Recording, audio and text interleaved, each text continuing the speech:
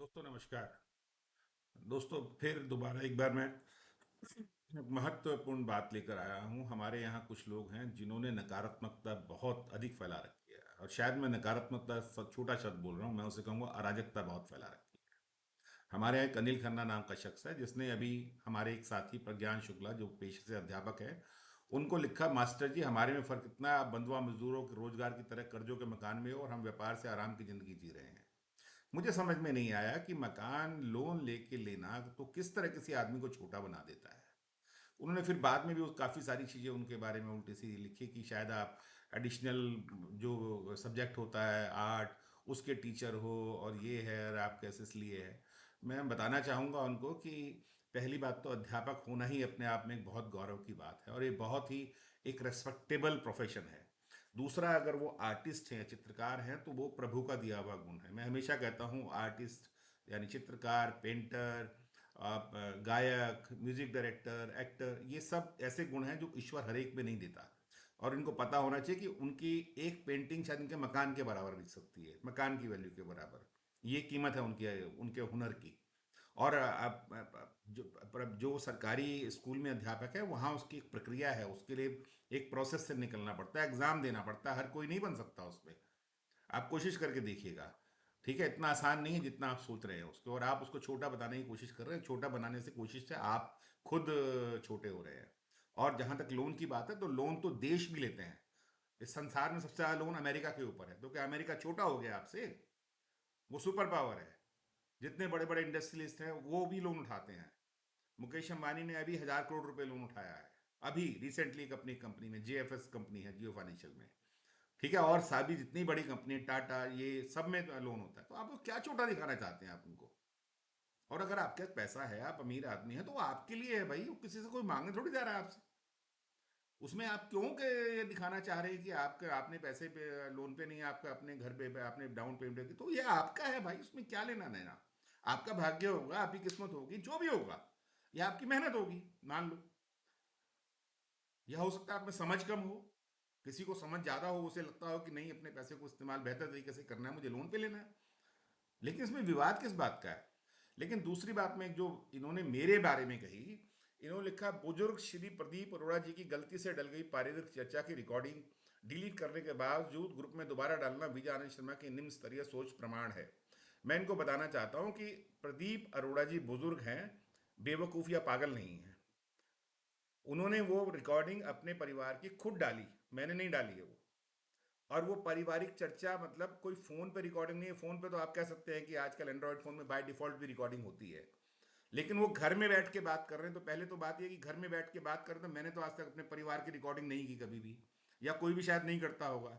तो मुझे तो ये लगा कि शायद वो रिकॉर्डिंग करके ग्रुप में साझा करके ये बोलना चाहते हैं कि जो मैं बात कर रहा हूँ आवास विकास की, उसमें मेरा परिवार भी मेरे साथ में नहीं है। तो इसलिए मैं अब यही बात करूंगा जो एओ कह रही है, बाकी सदस्य कह रहे हैं कि इस लिफ्ट को ठीक कराया जाए, क्योंकि इसमें जान का खतरा है, जान माल का खतरा है, हानि का खतरा है, इसलिए डालिए। तो इसीलिए मैंने उस पर कमेंट किया, प्रदीप रोजाई की पारिवारिक चर्चा, मैडम व बेटे जी को धन्यवाद। इसमें क्या गलत हो गया भाई? बाद में मुझे उनके किसी परिवार का सदस्य का फोन आया, उन्होंने कहा कि प्लीज आप उसको हटा दीजिए। मैंने हटा दी उसी वक्त।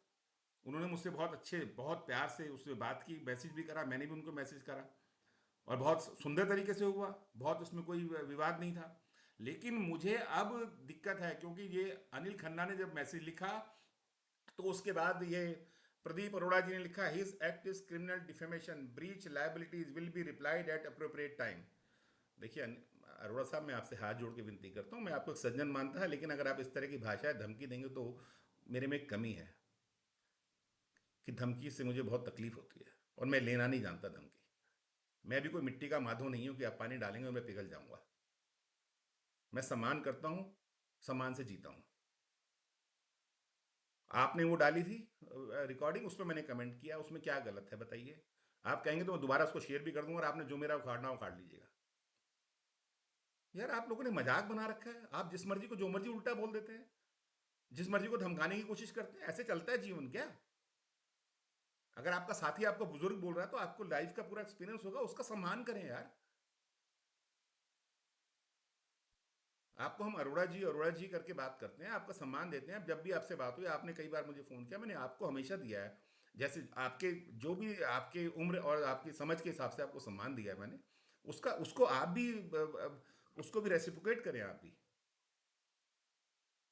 धमकाने से क्या होगा मेरे दोस्त? और किस बात के लिए? आपने अपने घर की रिकॉर्डिंग रिकॉर्ड की, मैंने तो रिकॉर्ड नहीं की जाके, आपने वो शेयर की।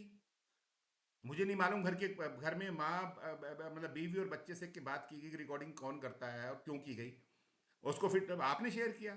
मैं तो सिर्फ उसमें यही लिखा कि यार कि मैडम और बेटे को धन्यवाद। तो इसमें क्या गलत हो गया बताइए? मुझे लगा कि सही बात है, मेरे को तो यही लगा कि आप ये कहना चाहते हैं कि देखो जी मेरा परिवार भी इस बात में नहीं है, तो मैं अब मेरे को समझ आ रहा है कि अब ये ठीक है, हमें पहले सुरक्षा का, लोगों की जान माल का ध्यान देना चाहिए। तो इसमें क्या गलत हो गया? तो ध्यान रखिए दोस्त, ऐसा ना कीजिए। और मैं इसीलिए ये बना रहा हूँ कि जिससे जो बाकी जो हमारे सदस्य हैं वो समझ सकें कि नकारात्मक कहाँ है, और ये उनके भीतर ना आ पाए। जैसे कहते हैं ना कि चारों तरफ पानी से होने से जहाज नहीं डूबा करते, जहाज तब डूबते हैं जब पानी जहाज के अंदर आने लगे।